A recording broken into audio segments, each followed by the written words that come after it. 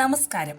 സൂര്യന് ചുറ്റുമുള്ള സഞ്ചാരപാതയിൽ ഭൂമിക്കൊപ്പം ഒരു അസാധാരണ കൂട്ടുകാരനും യാത്ര ചെയ്യുന്നുണ്ട് എന്നതിന്റെ റിപ്പോർട്ടുകൾ പുറത്തുവരികയുണ്ടായി. 2025 PN7 എന്ന പേരിലുള്ള ഒരു അർദ്ധചന്ദ്രനാണ് ഭൂമിയുടേതിന് സമാനമായ പാതയിൽ സൂര്യനെ വലം വയ്ക്കുന്നത്.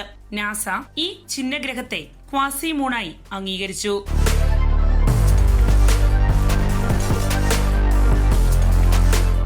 ഇക്കഴിഞ്ഞ ഓഗസ്റ്റിൽ ഹവായ് സർവകലാശാലയിലെ ഹാലിയകാല ഒബ്സർവേറ്ററിയിലെ പാൻസ്റ്റാർസ് സിസ്റ്റം ഉപയോഗിച്ചാണ് ഈ ഛിന്നഗ്രഹത്തെ കണ്ടെത്തിയത്. ഇതിന് 18 മുതൽ 36 മീറ്റർ വരെ വീതിയാണുള്ളത്. ഈ ഛിന്നഗ്രഹത്തെ സംബന്ധിച്ച ഏറ്റവും ശ്രദ്ധേയമായ ഒരു കാര്യം ഇത് ഏകദേശം 60 വർഷമായി ഭൂമിയെ അനുഗമിക്കുന്നുണ്ട് എന്നതാണ്.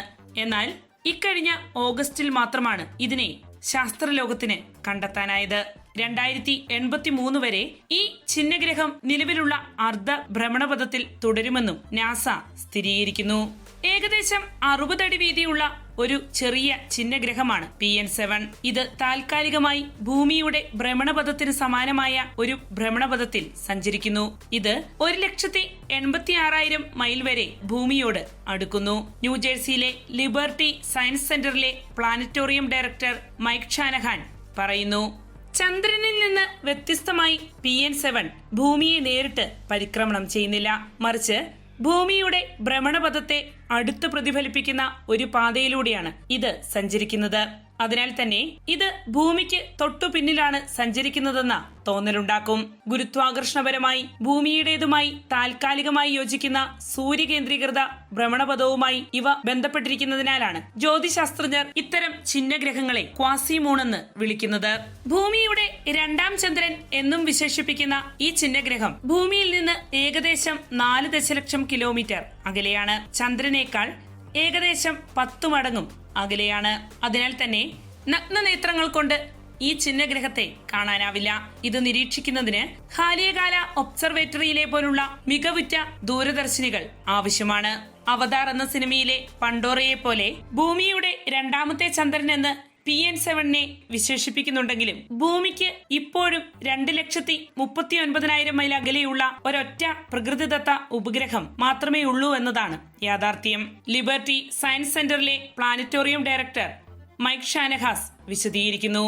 സാധാരണയായി ഏതാനും മാസങ്ങൾ മാത്രം ഭൂമിയെ പരിക്രമണം ചെയ്യുന്ന ചെറുവസ്തുക്കൾ പ്രത്യക്ഷപ്പെടാറുണ്ട്. അവ മിനി മൂണുകൾ എന്നാണ് അറിയപ്പെടുന്നത്.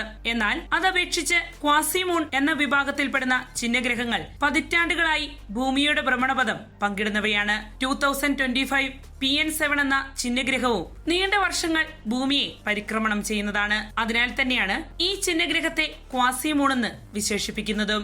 1990-കൾ മുതൽ ഭൂമിയെ പോലുള്ള ഭ്രമണപഥങ്ങളിൽ 100-ലധികം ഛിന്നഗ്രഹങ്ങളെ ജ്യോതിശാസ്ത്രജ്ഞർമാർ തിരിച്ചറിഞ്ഞിട്ടുണ്ട്. 2025 PN7 പോലുള്ള അർദ്ധചന്ദ്ര ഗ്രഹങ്ങൾക്ക് 100 വർഷത്തിലധികം ഭൂമിയുമായി സമന്വയിപ്പിക്കപ്പെട്ടിരിക്കുന്ന ഭ്രമണപഥത്തിൽ തുടരാൻ കഴിയും. ഇതിന്റെ ദീർഘകാല സാന്നിധ്യം ശാസ്ത്രജ്ഞർക്ക് ഭൂമിക്ക് സമീപമുള്ള വസ്തുക്കളെയും അവയുടെ പരിക്രമണ ചലനാത്മകതയും പഠിക്കാനുള്ള സവിശേഷ അവസരമാണ് നൽകുന്നത്. ദീർഘനാൾ ഭൂമിയുടെ ഭ്രമണപഥത്തിൽ തുടരുന്ന 2025 PN7 തീർത്തും നിരുപദ്രവകരമായ ഒരു ഛിന്നഗ്രഹമാണെന്നാണ് ഗവേഷകർ ചൂണ്ടിക്കാണിക്കുന്നത്. ഇത് വലിപ്പത്തിൽ വളരെ ചെറുതും ഭൂമിയിൽ നിന്ന് ഏറെ അകലെയായതുമായതിനാൽ യാതൊരുവിധ ഭീഷണിയും ഉയർത്തുന്നില്ല. ഈ ഛിന്നഗ്രഹത്തിന്റെ പാത അതിനെ ഭൂമിയിൽ നിന്ന് സുരക്ഷിതമായി അകറ്റി നിർത്തുന്നു. നിലവിൽ ഛിന്നഗ്രഹത്തെ സംബന്ധിച്ച കൂടുതൽ പഠനങ്ങൾ ഗവേഷകർ നടത്തിവരികയാണ്.